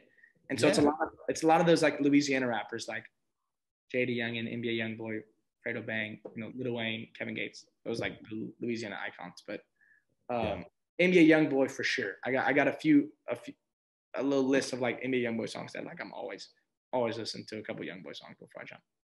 Yeah, there's no denying that you know, I mean, I'll be walking around with the headphones on, Yeah. shopping at Jewel, you Yeah. know, feeling like a real gangster. Love that. I love it. And, you know, like, and it's just all about the vibe. And it's really putting on the right music at the right time, especially as a pole vaulter. Mhm. Freaking clutch, man. It It's is. almost, for me, it was like almost like a superpower, kind of like we were talking about earlier. Oh hell yeah, heck yeah! Like get like really like just so like involved and like just so like you just kind of give up yourself up to the, like this song and like you feel like you're in the, like it's like the music video is you right now, bumping. Right, exactly. Yeah, That's exactly the yeah. feeling. Yeah, I am in a music video right now. yeah. And I love yeah. I always love to get hyped up like that. Heck yeah, man. I'm sure it probably feels a lot different, you know, at a Diamond League final than it does walking around Jewel. It But, it, it doesn't. I mean, it does in some ways, but you know, it's still the same old thing, same pole vault, yeah, same just right on. adrenaline and fired up for what you're about to go do. Absolutely, man. All right. Last, oh, this is pick. Okay, this is an exercise we do. You have 3 exercises outside of pole vaulting. Mm-hmm. Hold on. Yeah, outside of pole vaulting. So you can pole vault as much as you want from any approach. Okay. You got to pick 3 exercises. You can Mm-hmm. only do those exercises for the rest of your career. Give me 150s. 150s. Okay. Right on. Yeah, I like 150s. I don't know. I love coming off that bend Mm, and like really just like really exploding off that bend. And I just feel like when I come off that curve, I feel like, I mean, when I feel good, at least I feel really fast and I just love like hitting them really hard. right. And it's a tough workout. And it's depending on how I do, you know, you do like 5 of those and I'm gassed, especially if I do them fast, you know? Oh yeah. Heck So yeah. like, I'm just done. And I like that feeling. So I really like 150s. I really like 150s. Um, as a second, yeah. Number 2 is going to be power cleans. Okay. I like that one. Number 3 is going to be golf because Oh, and I know it doesn't help in what and how you're thinking of it as an exercise that you know directly correlates to pole vault, but I think you need something to get your mind off of pole vault or whatever you're doing. If you're a pole vaulter, if whatever you do in your sport, you need something else. I mean, it doesn't have to take up all your time. It doesn't have to be golf that takes 4 hours, but you need something else to be able to set yourself away from what you're doing sometimes. And I think golf's been the perfect thing for me for that. dude, I've asked so many people this question and you just completely crushed it. That like nobody's even thought about that. Yeah. Dude, that was clutch. That for real is probably my favorite answer to that question so far. Something that you can step away from the vault because it can consume you and it can consume all of your thoughts. And, you know, if you let it, and if you get something that's just fun and you can take your mind off of it, that's good. The problem with golf is this, though. The problem with golf is it can be very addicting in itself. Oh, trust me, I know this. Yeah. And then you end up like, should I go work out or Right, should right, the I range. go Yeah. to the range? Yeah. Oh, I get what you mean. Do you ever struggle with that? Yeah, it's just so time consuming, and Yeah. it's super tough because I mean, like you know, having a you know training, going to competitions, having a girlfriend, to where when you are back in town and you are we are chilling, like it's hard for me to get away and go play golf for like 5 hours now all the time. But when I'm in certain times, I can. But I mean, it doesn't. I mean, I watch golf videos. I probably watch golf more than anything else now. Maybe now I watch a I lot of. love watching golf. I love golf. I love watching golf. Yeah. Some people are like, dude, that's the dumbest thing that, like, why on earth would you ever watch golf? I love watching golf. I don't like those people. No, but no, but I get it because I used to be like that too before I played golf. Like it was like, oh, this is so boring, Dad. What are you doing? This is like the put on baseball or football or something, you know. But Yeah. I mean, of course, like I said, it doesn't have to be golf. You need other things to be able to get yourself away from whatever's going on because you know there is times where, especially and I speak for myself. I speak about my life to where things get really hectic and there's a lot of things going on, and I have, whether it's competitions or, the other sides of I'm trying to feel media obligations, or just a lot of stuff is going on in my life. And when I go out there and play golf, or you go, do that other hobby or other thing, I just feel like the only thing that matters is that next shot. And that's a really special thing, because I only find that, or I thought I only had that when I was pole vaulting, because when I'm out on the track, the only thing that matters is that next jump I'm about to take, what's about to happen. But I've kind of found that in golf as well, awesome. which is really nice, because if you go and you have a bad practice and you have nothing else to distract yourself from that, you're just going to drive yourself nuts. And then you're just probably going to repeat the same thing over again. So you need something to kind of, freshen up the palate and start a clean sheet. That's awesome, man. So are you playing like a legit draw, or are you that good? It really depends. It changes up a lot, but I play a draw on my irons, but I hit mostly fades off the tee with my driver right now. I used to have this flimsy shaft. I got a new, like, really nice extra shift shaft that's nice, that kind of stops my balls from hooking. But I used to have to like kind of play a draw because it was almost like more of a hook when my shaft was flimsy. But now I got this really nice shaft that I can actually like almost take away the right. I'm a lefty, by the way. This is weird, I know, but so I can take away this. Wow. Yeah, I swung lefty baseball. Okay, gotcha. That's why. But so now I can take away like usually the right side, so I can kind of just play like a little bit of a fade. Sometimes doesn't move that much, but yeah. That's it's a fun game. Like I said, though, it like you said, time consuming. Mm-hmm. Yeah, don't do golf unless you have time. If you're in school and you pole vault, golf's not the game. It's not. It's not. But something, I don't know, play tennis, play whatever. Do something to get your mind off of, other things. So you've been talking about your girlfriend. So how has that been with everything, like the travel, because she kind of signed up for something a little bit crazy, it sounds like, like with getting on board with you. Yeah, she did. And I don't think she really understood it when we first started. But I mean, she enjoys traveling, so she tries to come to as many meets as she can.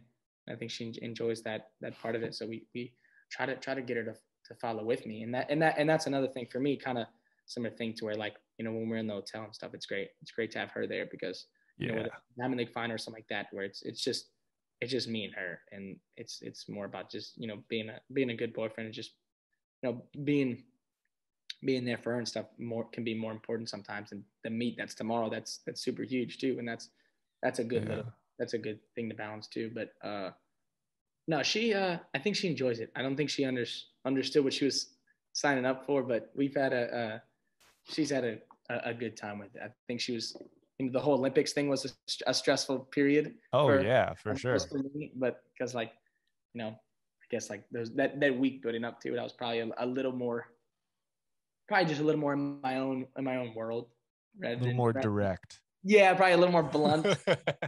I was a little less cute maybe for like a week. I was trying my best to be a good boyfriend, but it was just like, my head was just going crazy at that time. So that's hard. But I mean, you got to learn how to do that though. Like if you get older in the game, and you got to learn how to, okay, so now I got to learn how to, be a good boyfriend.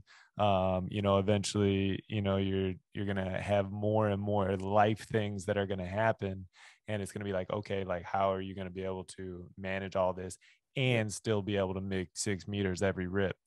And that's that'll be a good skill. But you guys will share a lot of cool, like, how cool is that you guys got to share in that experience though, like Olympic Games, like going through that together, like that's something really, really special and cool, and traveling all over, and looks like a blast. I watched your vlog, by the way, and it looks like it was driving in the private jets and all of these things, the works, man. That was also one of those things where, like, so for anybody that doesn't know, my girlfriend Desert, she is Swedish, and she for the most, before she met me, at least, she lived in Sweden full time, Swedish, and now she studies, but she's studying online and she's supposed to come with me.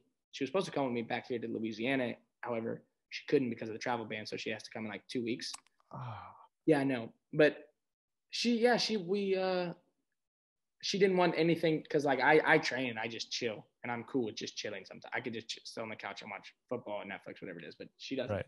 She can't do that. So she wanted to come up with something to do when she was in Louisiana because she can't work here in Louisiana really. I mean, because she could find some job, but not like Sweden. So she was like, all right, well, you can vlog. And I was like, yeah, sure, we can vlog. If you want to vlog, let's vlog. Yeah. Sure. I mean, I think because for me, it's been hard to think that like I never was that big on social media because I always felt like people, I don't know if people even really want to see what I have to do, but now I'm starting to realize like I think people do like to see what I'm doing. So like that's like I'm like, and there's a lot of people that want me to be more, proactive on social media and stuff like that. So I was like, yeah, people like it. So let's just do it. Dude, people are going to love it. And that's why I started this podcast, is because whenever I was a kid, I was like, I want to know what all my favorite vaulters are doing. Like, I want to hear them talk, and I want to hear what their pulls are and their grips and like all of these things.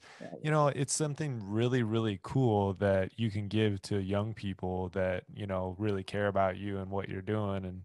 And that's going to be pretty cool to watch that develop, and another thing to kind of keep things chill and keep your mind off of stuff and things like that. So it's one of those things. But no, but I agree with what you're saying also that the podcast, it is really good because I mean maybe Renault's English wasn't that good, but I wish that when I was younger and I was a young kid, I loved watching YouTube videos and stuff like that. But I wish I had like a podcast, something like this, that I could hear the elite jumpers, and I can hear them just going through what they're thinking about, what they do in training, what they think is beneficial to progress in this sport. I wish I had that when I was a kid, that I could hear, whoever it was, Brad Walker, Renault, Piernata, like those kind of guys. So I think it's really cool you're doing. I appreciate it, man. Last thing before we get off, what do you think has made you into you and what you've done? Like, is there a particular, like, a personality trait? Are you I will never quit, I just am a hard worker, or whatever? What's the thing about you that you think has enabled you to get to where you are today? I think of course it has to be a combination of a lot of things to be able to accomplish the things that I've accomplished. But I think it most importantly it's the sport itself in pole vaulting, and like my passion and love for the event. Because if I didn't have the passion and the love that I've had for it since such a young age, then I wouldn't have worked as hard, and I wouldn't have took so many reps, and wouldn't have dove so deep into the history and seen what these other jumpers and stuff like that are doing to try to do everything I can to get better. Because if you don't love what you're doing, and you don't love the sport, then it's hard to get to that next level, and it's hard to keep progressing in something if you really can't dedicate yourself to it. And for me, I think that's been probably the main thing, because I mean I'm not like this guy I'm not just a hard worker in everything I do. It's not just like this personality trait that I do. I'm not like, I can be very lazy in a lot of ways. I have my dishes, and I really don't feel like cleaning up my dishes. Don't feel like, making my bed some next morning. I still do it because you feel like you kind of have to. You don't want to be a slob, but like, I'm not just like a crazy hard worker. And I'm kind of athletic. So sports, I've been okay at sports, but it's not like I'm just great at everything I do, and I just touch and I just have this hand of gold. It's just that I found something that I really love and that I'm really passionate about, and I devoted my life to it. And I had huge dreams for myself and for where I was going to take it, but I didn't know where it was going to go. I just kind of dove all in, and I just and I went all in on what I was doing and what I loved, and I just kind of let the rest figure it out. So I think that whatever you're doing, whether it's pole vaulting, which I hope it's pole vaulting, because if you're listening to this, you're probably a pole vaulter. So, with pole vaulting, figure out, what and why you love the sport so much, and really, really dive into that. Really dive into that. If you love to do straight pull jumps, do a bunch of straight pull jumps. If you love to jump from full, do a bunch of full. If you love short, do a bunch of it. But be really good at what you love to do, and really try to take it to that next level, because I think it'll make you better in many ways outside of whatever you're doing, like pole vaulting. So I think for me, I give a lot of my success to just my love for the event. Wow. That's a really great answer, man. It's another one that I've never heard. It's always like work hard, but you work hard because you love what you do. And then it's not really working. It's just enjoying it. No, it is true. But and there's of course there's things that I don't love. Sometimes I don't like to do weights. Sometimes I don't like to do general strength. And sometimes I don't like running. I like running for the most part. But but at the end of the day, it makes me better in pole vaulting. That I love pole vaulting good so much that I can deal with all those other things. But yeah, I mean, if you don't really love what you're doing, then it's really hard to progress. Absolutely, man. Dude, I am so grateful, like so incredibly grateful for the time today. It was really cool. Like, just, you're not only an incredible pole vaulter, really awesome dude, really knowledgeable, and a very, very good representation of the pole vaulting community. So we appreciate it, man. And is there any place that people can follow you? Maybe shout out that new vlog, or? Yeah, sure. You can follow the vlog. I think is it Desiree Mondo and Desiree, me and my girlfriend's vlog, something like that. Mondo and Desiree. And if you look at like my Instagram or her Instagram, you end up finding it. But no, I don't need to shout out anything too much. Just listen to this podcast and follow this podcast. Yeah, heck yeah, man. Appreciate it. All right, man. Thank you again. This is the One More Jump podcast. Thank you guys so much. That's a wrap, my man. Heck yeah. Dude, that was a long time. That was a lot longer than I thought you were going to be able to do, man. No, chill. I canceled whatever plans I had, so I was completely free for the night. Dude, come on, man. You didn't have to do that.